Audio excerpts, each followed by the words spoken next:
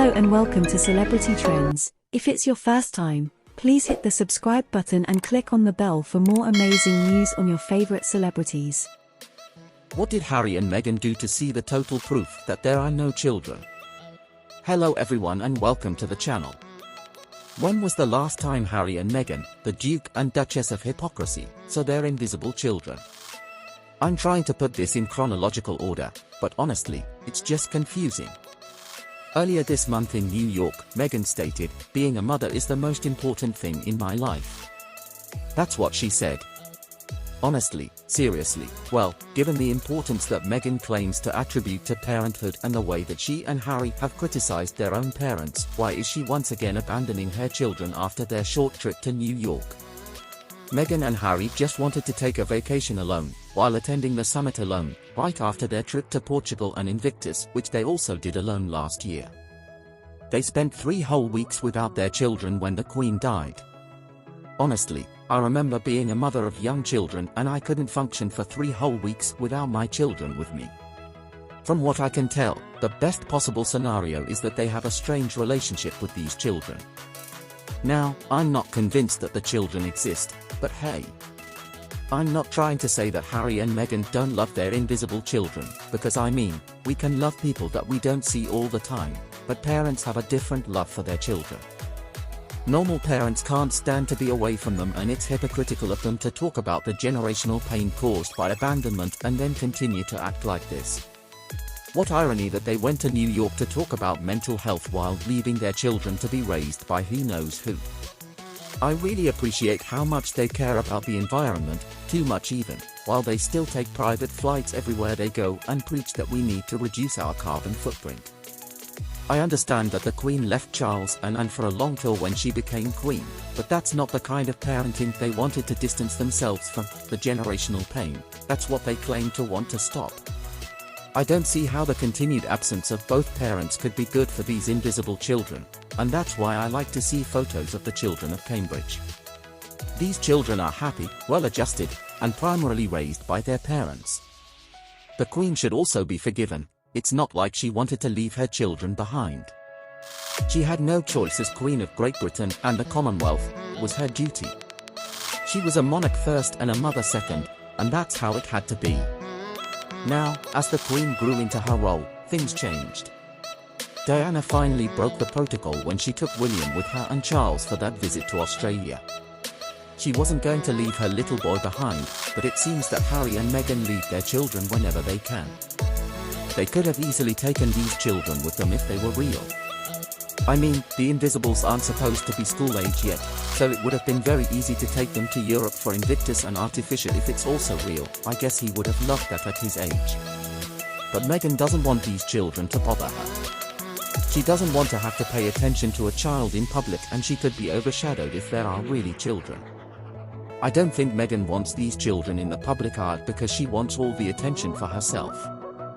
She doesn't want to have to compete, and I guess the rented children can't leave the country and the dolls are way too big to be transported at this stage. I believe Meghan said, "Being a mother is the most important thing in my life," to try to convince us that she is this loving maternal figure when she is not at all. In my opinion, it is clearer today than ever that there are no children living with the two of them. Maybe they have biological children, and maybe those children exist somewhere.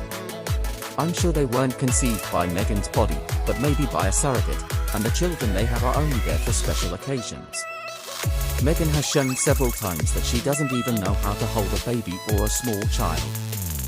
Harry is a little more skilled in this area, probably because he spent a lot of time with his nephews and niece, but they don't go on vacations together, they don't go to the beach, they don't go to the park, they don't go to Disneyland, they don't go anywhere, they don't even take a walk around the neighborhood.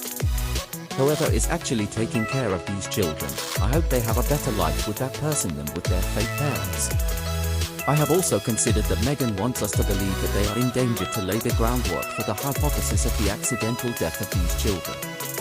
I know it's a sick thing to even consider, but I don't believe there are children, so she will have to find a way out of this mess. In New York, Meghan once again showed that she doesn't know what mental health issues are. However, she understood well enough to wear something to draw attention to herself. I mean, what a strange outfit. It looks like she's wearing a straitjacket, her hairstyle is her signature wild style, and she had so much makeup on that her makeup looked absolutely horrible. I absolutely believe she fired her makeup artist because I wouldn't pay anyone to make me look like that. And I'm sure she was very disappointed not to see a crowd waiting for her like there was for Prince William earlier in New York. I'm sure she thinks it's because she's a woman of color and that's why people weren't lining up to see her like they were for William. I guess Harry also got an earful when they got home because he dared to speak without Meghan's permission and even interrupted her. She won't let that insult pass. So, what could Harry have offered Meghan to appease her? Oh, I have an idea. What if instead of going home to pretend to be parents, Harry and Meghan went to the Caribbean in a private jet, as always? They went to the island where billionaires go to relax away from millionaires. And once again, without the invisible children. Now, if they were real, I'm sure these children would have loved a trip to the beach, but it's a bit weird to carry dolls on an island. I mean, dolls probably aren't meant to spend a lot of time in the sun and salt water.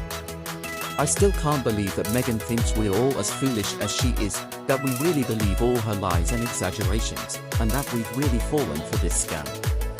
Of course not. I mean, Meghan, everyone can see through you. It's time to give up. It will be interesting to see which direction this deception will take.